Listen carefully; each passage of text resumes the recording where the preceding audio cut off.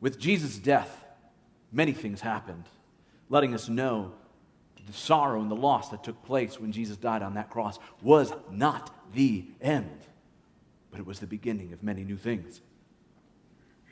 And behold, the curtain of the temple was torn in two from top to bottom, and the earth shook, and the rocks were split. The tombs also were opened, and many bodies of the saints who had fallen asleep were raised. And coming out of the tombs after his resurrection, they went into the holy city and appeared to many. When the centurion and those who were with him, keeping watch over Jesus, saw the earthquake and what took place, they were filled with awe and said, "Truly, this was the Son of God."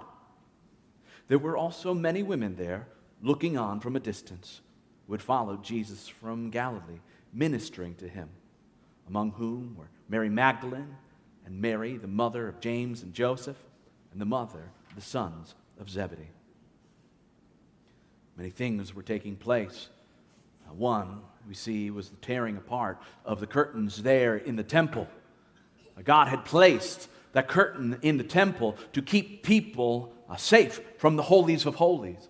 This was the place where God would let his Shekinah glory dwell over the Ark of the Covenant. This was the presence and the glory of God, that if any came into its presence still bearing the marks of their own sins, it would be their utter death, because we cannot live as an unholy people in the presence of a holy God. So God had given this curtain as a mercy to his people. And yet now we see that mercy was torn in two because he had given them a new mercy, a greater mercy. Because of what Jesus had accomplished there on the cross, all who put their faith in him would have the burdens of their sin. The stains of their unholiness would be given to Jesus Christ, that when he died, that debt would be paid. Their sins would be taken, and his name, his status, his righteous holiness would be given to his children, so that when God looks at us, he sees the purity of Jesus Christ, meaning that now, through the mercy of Jesus, a better way has been made open through his body, through his flesh, that we can now come boldly into the presence of this mighty God who made the ground shake that day. And while that temple was just a physical thing, while that temple was just a shadow of what was to come, we now know that when it comes for us to enter into that greater temple, when it comes at that time for us to walk into the presence of God, entering into his kingdom in heaven, we may come with confidence and joy that we will not be put to death. We will not be cast away. We will be invited in. Jesus was giving us a hint of what was to come when that curtain was torn. But also, too, I love the hint that was given through the many who were raised from the dead.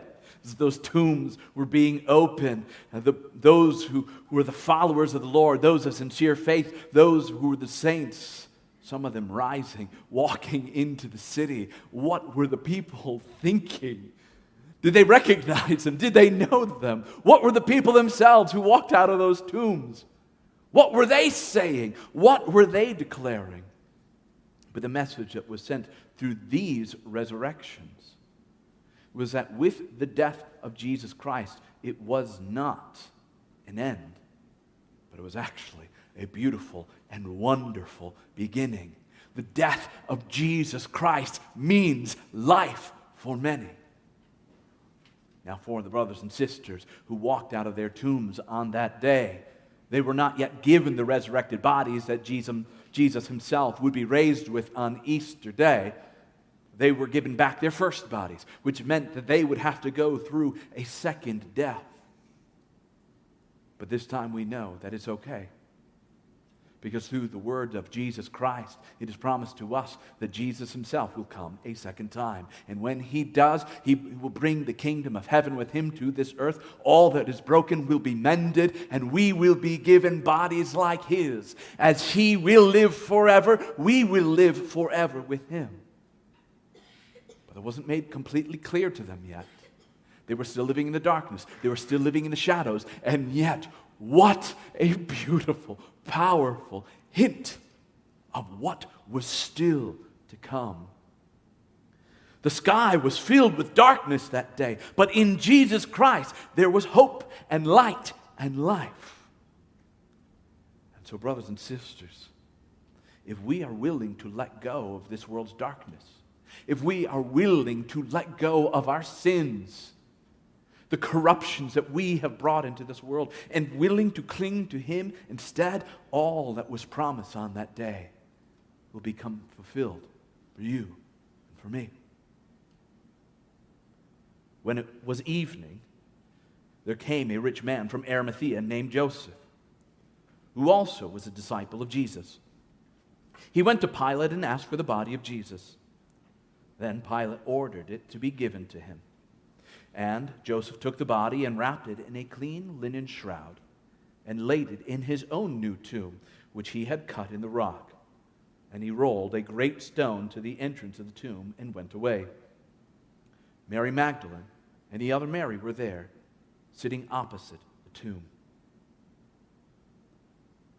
It was a tragic thing. The human body of Jesus Christ being made dead for a time. The world's only sinless man, a man of such love,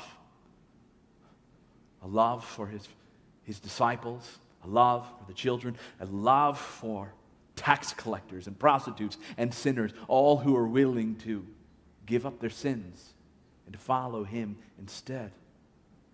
This man, his body was broken, laid in a tomb for 3 days, so there would be no doubt that he was indeed dead. And in those 3 days, it would seem like the light of the world was snuffed out forever. But Jesus Christ, though his human body was dead, he was not just human. Jesus Christ is also God, and God cannot die. He is the Lord of life. Death could never defeat him. It is not a surprise, or at least should not be a surprise for us, that Jesus would walk out of that tomb. What should be far more surprising to us is that he remained in the tomb for 3 days. And yet he did. He waited. He waited and let his light be hid to fulfill all prophecy, but also to give the people a time to reflect on the darkness of this world without Jesus Christ. And when the time was sufficient, he proved his power over sin, darkness, and death. And so tonight, with our last candle, we were not going to extinguish it. We're not going to snuff it out. But we're going to hide it as a way to remember what these next 3 days are supposed to be like for us. And though we'll return it to its place again. But this is a time that I want you to take seriously. That the death that Jesus Christ suffered for us should have been our death. It should have been our pain. It should have been our shame. If we want the light that comes on Easter, if we want the hope that comes from that resurrected body, it does not come without a death. Our sin must be put to death. And so I plead with you. Use these next days, not forgetting the hope that comes on Easter, but because we know of the hope that comes with Easter, to dwell a little longer. That yes, we needed Jesus Christ to accomplish what we could not